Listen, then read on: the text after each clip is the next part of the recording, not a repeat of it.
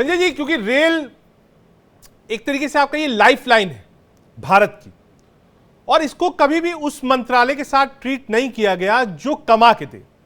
Rail का term जो लिया गया वो हमेशा वेलफेयर के लिए लिया गया कि साहब इसको वेलफेयर के तहत हम रखेंगे। लेकिन हादसे होते हैं, इतिहास में भी हादसे हुए हैं, लेकिन जब आप मॉडर्नाइजेशन की बात करते हैं, फास्ट ट्रैक्स की बात करते हैं, बुलेट ट्रेन्स की बात करते हैं, और उसके बाद डे बाय डे 7 हादसे लगातार हो रहे हैं, तो ये एक सवाल खड़ा करता है कि क्या जिस दिशा में हमको मॉडर्नाइजेशन का काम करना चाहिए था वो रुक गया है? सरकार साहब। Good morning, good evening everybody. सबसे बड़े बात क्या है मैं आपको बताना चाहता है, सबसे बड़े गलत चीज जो हुआ है 2014 जो नरेंद्र मोदी जी जब सरकार में आया, रेलवे बजट को साथ जनरल बजट को मर्ज कर दिया, ये सबसे बड़े गलती हो चुकी। दूसरे नंबर पर पॉलिसी एंड डिवाइस जो होना चाहिए, जो ममता दीदी 2009 में स्टार्ट करने के लिए कोशिश किए थे, लेकिन उसको हो नहीं पाया। तीसरे नंबर ट्रक सर्विस में बहुत गलती है। चौथा नंबर बात आपको मैं बताता हूँ, जो ऑपरेशनल स्टाफ कौन होता है? आपको जो लोको पायलट जो ट्रेन चलाते हैं, गार्ड जो होता है, जो सिग्नल मैन जो होता है, जो केबिन मैन जो होता है, स्टेशन मैनेजर और स्टेशन मास्टर, ये होता है। लेकिन उस स्टाफ का मतलब स्टाफ को पास है ही नहीं है। मतलब जो ज्यादा से ज्यादा लोको पायलट लोग जो रहता है, कहीं अगर मालगाड़ी कहीं भी रुक जाता है, गुड्स से कहीं रुक जाता है, वहां उसको 24 घंटा तक बिताने पड़ता है। उसको मतलब जो रिलीफ मैन जो है वो रिलीफ मैन दे नहीं पाता है। और 5 नंबर बात है, सबसे बड़ी जो बात था, इस रेलवे के पास आज भी आपको ऑयल स्पेक्टर एनालिसिस मशीन है ही नहीं। कोई भी कारसेट में जहां भी जो कोई भी कारसेट रहता है, कारसेट के अंदर कभी भी जब कोई ट्रेन लेके जाता है, एक डीजल मैकेनिकल होता है और इलेक्ट्रिक इंजीनियर लोग होता है, 2 साइड से होता है। वहां पर कहीं भी आप कोई भी कारसेट आप देख लीजिए हिंदुस्तान के कोने कोने कहीं भी आपको नहीं मिले। लेकिन सबसे देखिए ज्यादा अगर आदमी चलते हैं आज के तारीख में 1 करोड़ के ऊपर में ज्यादा आदमी रेलवे में चलते रहते हैं, ट्रेन में चढ़ते रहते हैं, उसको जीवन हानि हो सकता है। यह कभी भारत सरकार, मोदी सरकार सोचता ही नहीं है। जब से इंडिपेंडेंट बजट कर दिया, मतलब मार्च कर दिया, वो जो बजट का मर्जर किया गया है वहां से लाइन अलग हुई और वो दिक्कत है। ठीक है, आऊंगा आपके पास। जेबा यास्मीन, प्रवक्ता कांग्रेस पार्टी लगातार कह रही कि साहब रेल मंत्री को इस्तीफा दे देना चाहिए। बीजेपी इस बात को कहती है कि साहब आंकड़े देख लीजिए, आपके भी कार्यकाल में बहुत सारे हादसे हुए थे, तो हादसों पर इस्तीफा या फिर हादसों के लिए ऐसी रणनीति बनाई जाए कि आगे हादसे ना हो, ये ज्यादा अच्छा होगा। जेबा। जेबा खान है, इसको ठीक कर लीजिएगा। और मैं ये बोलना चाहती हूँ कि लगातार हादसे होते थे, हम शर्मिंदा होते थे, माफी मांगते थे और उसे ठीक करने की कोशिश करते थे, लेकिन भाजपा के राज में तो सिर्फ लगातार हादसे हो रहे हैं, हादसे हो रहे हैं और इसमें कुछ भी ठीक नहीं किया जा रहा है, किसी की जिम्मेदारी नहीं है। आप देखिए ना कि अभी ये 2 हफ्ते में आधा दर्जन से ज्यादा रेल हादसे हो चुके हैं और रेलवे में क्या सुधार किया जा रहा है? सिर्फ सुधार के नाम पर रेलवे में कुछ काम अगर हो रहा है तो वो जो है फैसिलिटीज को कम किया जा रहा है और फेयर को बढ़ाने का काम किया जा रहा है, न कि जो आम नागरिक है और जो यात्री है उनको कैसे सुविधाएं दी जाए और उनकी सुरक्षा को कैसे सुनिश्चित की जाए। तो बहुत ही ये गंभीर मुद्दा है कि लगातार ये हादसे हो रहे हैं और हादसे रुकने का नाम नहीं ले रहे हैं और भारत सरकार सुनने को कुछ भी तैयार नहीं है और कुछ भी ऐसे कदम नहीं उठाया जा रहे। बिल्कुल रिजाइन देना चाहिए और उन्हें तो विपक्ष को मांगना भी नहीं चाहिए, ये उनकी खुद जिम्मेदारी बनती है, नैतिकता बनती है कि बिना कुछ सोचे समझे रिजाइन दे देना चाहिए। ठीक है, रोहित अग्रवाल हमारे साथ हैं आरएलडी का पक्ष रखने के लिए। रोहित, विपक्ष कह रहा है कि साहब हादसे पे हादसा हो रहा है तो इस्तीफा नैतिकता के आधार पर देना चाहिए, क्या इस्तीफे से हल निकलता है? देखिए, इस्तीफा मांगने वालों को पहले बताना चाहिए कि जब उनका कार्यकाल था तो उन्होंने कितनी बार इस्तीफा दिया, बड़े बड़े रेल हादसे हुए और उसमें कितनी बार इस्तीफा दिया। लेकिन इसका मतलब ये नहीं है कि रेल हादसा जो हो रहा है वो जस्टिफाइड है, बिल्कुल नहीं होना चाहिए रेल हादसा, परंतु राजनीति नहीं होनी चाहिए मौत पे। मौतों पे राजनीति बहुत शर्मनाक है। इस्तीफा देने का मतलब क्या है कि आप अपनी जिम्मेदारियों से भाग रहे हैं, आप अपनी जिम्मेदारी को छोड़ के भाग जाते हैं, या किसी का भी बदलाव कर देने का मतलब क्या होता है? एक व्यक्ति एक फ्लो में होता है, उस फ्लो में अगर कोई भी एक्सीडेंट हुआ, कुछ भी हादसा हुआ, उसको संभाल पाना या उसको रेक्टिफाई कर पाना उसके लिए शायद ज्यादा बेटर, ज्यादा आसान होता है। परंतु आप ही कह दीजिए वो इस्तीफा देके भाग जाए अपनी जिम्मेदारियां छोड़ के, तो भाई ये कांग्रेसी नहीं है कि हम इस्तीफा देके भाग जाएंगे, अपनी जिम्मेदारी से भाग जाएंगे। अगर हमारे कार्यकाल में कोई भी एक्सीडेंट हुआ है, कोई भी क्लाइमेटी हुई है, तो उसको फेस करना चाहिए, क्योंकि ये एक एक्सीडेंट है, इसका नाम ही एक्सीडेंट। Point taken. मैं एक बार समाजवादी अशोक जी भी हमसे जुड़ गए, उनसे समझूंगा टेक्निकल रीजंस क्या है। एक बार फराज खिदवई जी के पास। फराज जी आरएलडी से हैं, रोहित अग्रवाल जी, वो कह रहे हैं साहब इस्तीफा तो सबसे आसान काम है कि आप अपनी जिम्मेदारी छोड़िए, भाग जाइए, नया मंत्री बन जाएगा, कहेगा साहब मैं तो आज आया हूं, काम करने दीजिए मुझे।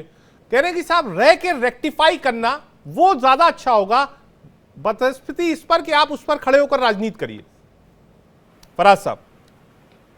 रजत जी रजत जी एक बात बताइए। हाँ। जो मैं रोहित भाई की बात चलिए मान लेता हूं, लेकिन बालासोर में जो हादसा हुआ था जिसमें करीब करीब 300 लोगों की जान गई थी और लगभग 1000 लोग वहां पर जख्मी हुए थे, वो कब हुआ था? मैं डेट भूल गया हूं, जरा मुझे डेट रिमाइंड करा दीजिएगा।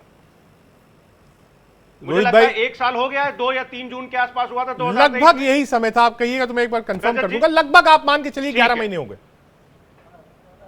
लगभग 1 साल हो गया। हाँ। अब मैं अगर रोहित भाई की बात रजत जी मान भी लेता हूं, तो 1 साल के बाद 18 जुलाई को उत्तर प्रदेश के, जहां से जिस प्रदेश से रोहित भाई आते हैं, हाँ। जिस प्रदेश में इन्होंने विचारधारा बदल करके अब सरकार में चले गए हैं, उसी प्रदेश के गोंडा जिले में 18 जुलाई को एक ट्रेन हादसा होता है। जैसे हम लोग रजत जी शेयर बाजार नहीं देखते हैं कि आज शेयर बाजार में सेंसेक्स यहां पे है, कल यहां पे था, परसों यहां होगा, तो वैसे ही आज की तारीख में भारत में ट्रेन हादसे हो रहे हैं। 18 जुलाई को उत्तर प्रदेश के गोंडा में ट्रेन हादसा होता है जिसमें 4 लोग मारे जाते हैं। 19 जुलाई को गुजरात के वलसाड में एक मालगाड़ी दुर्घटनाग्रस्त हो जाती है। 20 जुलाई को उत्तर प्रदेश के अमरोहा में मालगाड़ी के 12 डिब्बे पटरी से उतर जाते हैं। 21 जुलाई को राजस्थान के अलवर में मालगाड़ी दुर्घटनाग्रस्त हो जाती है। 21 जुलाई को ही पश्चिम बंगाल के राना घाट में भी एक मालगाड़ी दुर्घटनाग्रस्त हो जाती है। 26 जुलाई को भुवनेश्वर के स्टेशन पर एक मालगाड़ी दुर्घटनाग्रस्त हो जाती है और 29 जुलाई को बिहार के समस्तीपुर में संपर्क क्रांति एक्सप्रेस के कुछ डब्बे ट्रेन से अलग हो जाते हैं। ठीक है। अब आप देखिए कि रजत जी के खाली जून और जुलाई में ही देखिएगा तो 20 भारतीय अलग अलग ट्रेन एक्सीडेंट्स में अपनी जान गंवा चुके हैं और सब 100 से ज्यादा घायल हो गए हैं।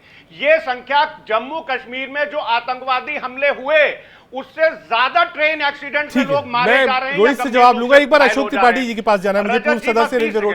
आ रहा हूं सर, आ रहा हूं। एक बार अशोक जी को जोड़ लूं और संजय राणा भी हमारे साथ है, बहुत जरूरी है। ठीक है, आ रहा हूं, 1 मिनट आ रहा हूं सर, एक ओपनिंग रिमार्क ले लूं बस, आ रहा हूं। ओपनिंग रिमार्क लेने के बाद आ जाता हूं अशोक जी के पास। अशोक जी हादसे बिल्कुल सामने खड़े हुए हैं। मैं ये नहीं कहता हूं कि साहब आप किसी और को रेल मंत्री बना दीजिए तो हादसे नहीं होंगे, या कोई और सरकार आ जाए तो हादसे नहीं होंगे। सवाल इस बात का है कि हादसे पे हादसा होता जा रहा है और हम सिर्फ उसको देख रहे हैं और उस पर शायद बहस कर रहे हैं। क्या इन हादसों को रोका नहीं जा सकता? क्या कोई मैकेनिज्म नहीं है? या फिर जो मॉडर्नाइजेशन की बात होती थी रेलवे में, वो मॉडर्नाइजेशन बहुत पीछे रह गया है क्योंकि सारा लोड इंफ्रास्ट्रक्चर्स, नई ट्रेन, स्पीडी ट्रैक्स, इस पर लग गया है। अशोक जी, आपने बिल्कुल सही प्रश्न किया है और मैं प्रभु से प्रार्थना करता हूं कि माननीय रेल मंत्री आपके इस प्रश्नों को हृदय से सुने और भारत सरकार इसके ऊपर फोकस करे। ये जो रेल हादसे हो रहे हैं, ये केवल और केवल नेग्लिजेंस हैं और रिस्पॉन्सिबिलिटी भारतीय रेल की जो टॉप मैनेजमेंट है वो फिक्स नहीं कर रही है। तो जब तक जो ऑपरेशनल हेड हैं, PHODs हैं, HODs हैं, उनके ऊपर रिस्पॉन्सिबिलिटी फिक्स नहीं होगी, ये हादसे कभी नहीं रुकेंगे। और ये एक दर्दनाक सिचुएशन है भारत के लिए। हिंदुस्तान के इतिहास में शायद पहला ऐसा ये जुलाई का महीना है जिसमें 7 मेजर एक्सीडेंट हुए हैं। और माननीय प्रधानमंत्री नरेंद्र जी जो रेल से बहुत पहले से एसोसिएट थे और रेल के फंक्शन को वो बहुत क्लोजली जानते थे, इसी वजह से उन्होंने वैष्णो जी को एक बहुत मजबूत ब्यूरोक्रेट समझ करके अपॉर्चुनिटी दी एज ए रेल मंत्री। और माननीय प्रधानमंत्री जी ने उनको पूरा भरोसा भी दिया और उनका साथ भी दिया। परंतु दुर्भाग्य से अभी जो कल झारखंड में जो सीकेपी डिवीजन चक्रधरपुर जिसको कहते हैं, जमशेदपुर से तकरीबन 100 किलोमीटर अवे जो एक्सीडेंट हुआ है, उसमें तो इस एक्सीडेंट ने बिल्कुल ऑपरेशनल जो इक्विपमेंट को मेंटेनेंस करते हैं, गाड़ियों को ऑपरेट करते हैं, उनकी कलई खोल के रख दिया। आप सभी को टेक्निकल चीजें नहीं जानकारी थी। अभी मैं आपका डिबेट सुन रहा था, मुझे अच्छा लग रहा था कि भारत की जनता जाग रही है और हमारा जो पत्रकार बंधु है वो बहुत ही सीरियसली इस चीज को, इशू को ले रहा है। मैं आपको बता दूं कि मालगाड़ी 2 घंटे पहले ऑलरेडी डिरेलमेंट हो गया था। जब डिरेलमेंट की सूचना डिवीजन को और ऑपरेशनल हेड को, कंट्रोल को, सबको हो गई, तो बोर्ड में जो डायरेक्टर लोग बैठे हुए हैं, मेंबर्स, सीनियर लेवल के लोग बैठे हुए हैं, उन्होंने किन परिस्थिति में दूसरे लाइन को यूज करने के लिए सिग्नल दिया और वो गाड़ी थ्रू हो गई। और वो गाड़ी, ये आप समझिए कि हमारे जो ड्राइवर दोनों हैं वो इतने समझदार थे कि उन्होंने सही समय पे ब्रेक लगा दिया।